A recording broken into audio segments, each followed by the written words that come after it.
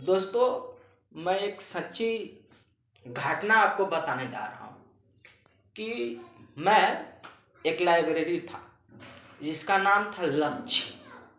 और लक्ष्य लाइब्रेरी नाम था। तो मैंने सोचा लाइब्रेरी का नाम इतना अच्छा है लक्ष्य, तो उसका जो लाइब्रेरी चलाने वाले होंगे वो भी बहुत अच्छा आदमी होंगे।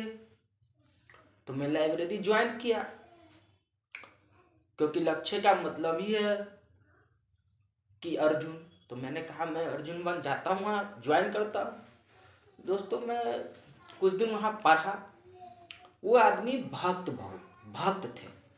वो आदमी श्याम भक्त थे। बाबा बाबा का सहारा, बाबा श्याम, हरे का सहारा बाबा श्याम हमारा, उनका मुंह पर रहता था और वो बहुत पूजा पाठ में लीन रहते थे।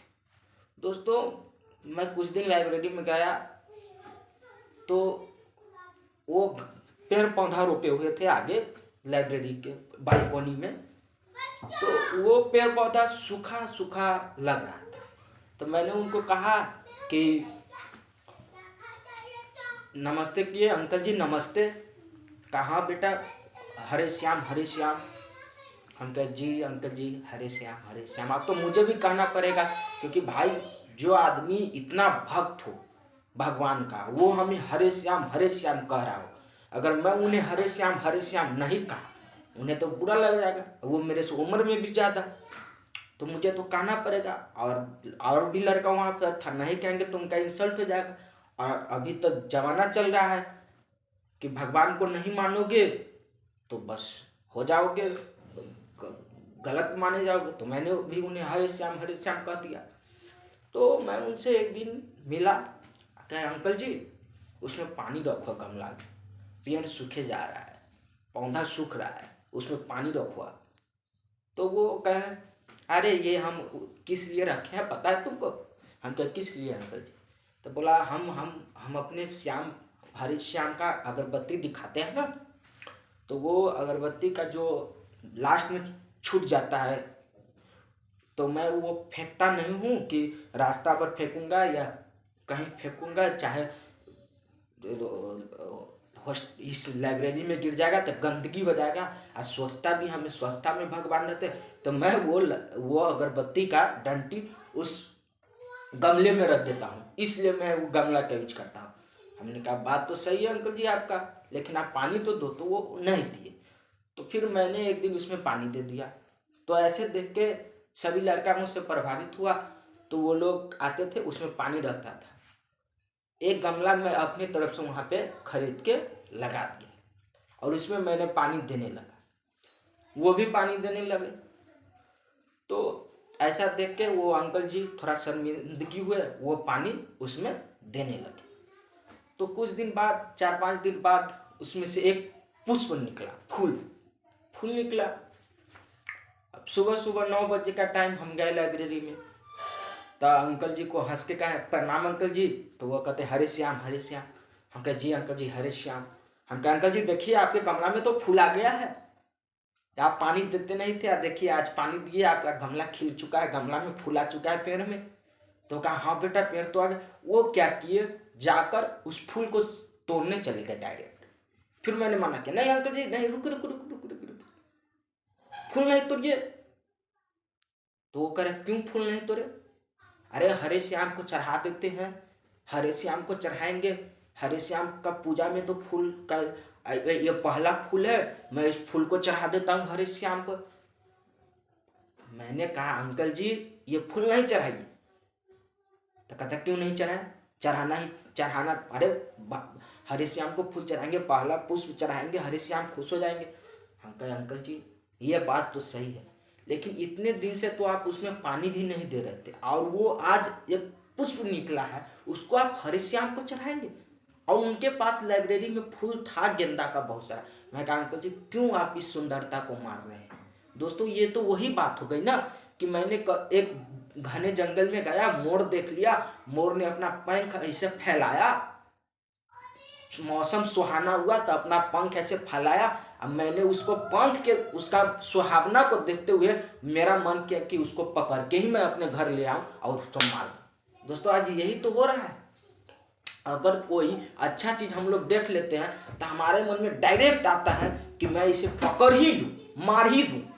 दोस्तों आज एक सांप निकल जाए ना, मैं डायरेक्ट, मेरे दिमाग में साइकोलॉजी फिट है कि वो काटेगा ही मुझे, लाठी लाओ मारो, ऐसा हो जाता है। तो मैंने अंकल जी को रोका, सब लड़का मेरा विरोध किया। हम कहा अंकल जी जब आपके पास वो गुलाब का, वो गेंदा का फूल है आपके पन्नी में, उससे पूजा कीजिए ना, क्यों ये फूल को तोड़ रहे हैं आप। दोस्तों गीता में भी कहा गया है, गीता में है भगवान ना प्रकृति को अपना स्त्री के रूप में मानते हैं। तो दोस्तों जब आप रात दिन पूजा ही कर रहे हैं, इसका मतलब ही नहीं समझते हैं कि कृष्ण प्रकृति को ही अपना स्त्री मानते हैं, भगवान प्रकृति को ही अपना स्त्री मानते हैं। आप उसकी स्त्री, जैसे दोस्तों सीता जी को, सीता माँ का जब हरण हुआ तो रामायण खड़ा हो गया। तो दोस्तों भगवान प्रकृति को अपना स्त्री मानते हैं, आप उसके साथ छेड़खानी करने जा रहे हो, उस तो क्या महाभारत नहीं खड़ा हो जाएगा। इसीलिए तो दोस्तों आज आज देख लो ना, धसाव हो रहा है, जोशीमठ में धसाव हो रहा है। क्यों हो रहा है? क्योंकि दोस्तों लोग ना भगवान को पूजने के चक्कर में कहीं न कहीं प्रकृति तक को नहीं छोड़ा है, प्रकृति के साथ छेड़खानी कर रहा है। दोस्तों भगवान के स्त्री के साथ छेड़खानी कर रहा है। दोस्तों उस समय भगवान के स्त्री के साथ छेड़खानी हुआ था तो रामायण हुआ था। दोस्तों उस समय औरत के साथ, द्रौपदी जी के साथ छेड़खानी हुई थी तो महाभारत हो गया था। दोस्तों आज भगवान के रूप में स्त्री में हमें प्रकृति मिला हुआ है, अगर प्रकृति के साथ छेड़खानी होगा तो जोशीमठ अभी धंसा है। दोस्तों अभी तो बहुत कुछ धंसेगा। इसलिए दोस्तों मैं कहना चाहता हूं कि प्रकृति को पूजो। दोस्तों आप लोग कहते हैं कि गाय को नहीं, गाय बकरा नहीं खाओ, मुर्गा नहीं खाओ। दोस्तों ऐसे थोड़ी तो नहीं होगा, हमें एक लागू करना होगा, हमें प्रकृति को संरक्षण देना होगा। हम लोग को साइकोलॉजी चलता है। दोस्तों हम जाते हैं एक कहीं पार्क में जाते हैं, एक अच्छा फूल देख लेते हैं, तुरंत साइको जाता है उसे तोड़ ही लो। ये कैसा दोस्त, ये कैसा काम है दोस्त, साइकोलॉजी चला जाता है। भाई गांव में एक कहावत है दोस्तों कि पहला सब्जी जो हो ना वो भगवान को चढ़े। हमारे गांव में दोस्तों, हमारे गांव में हमारी माँ थी, तो मैंने दोस्तों, मेरा एक कद्दू का पेड़ था, लौकी का पेड़, गांव में उसे कहते हैं सजमन। तो मेरी माँ ने एक सजमन की पेड़ रोपी थी। तो मैंने उसमें देखे, मैं प्रकृतिक भक्त हूँ, प्रकृति से मुझे बहुत लगाव है और मुझे भगवान से भी बहुत लगाव है। मैं राम भक्त भी हूँ और प्रकृतिक भक्त भी हूँ। तो मेरी माँ ने उस लौकी को पेड़ का बहुत अच्छे से रोपन किया, बाजार से खरीद। तो मैं उसमें रोज पानी डालता था।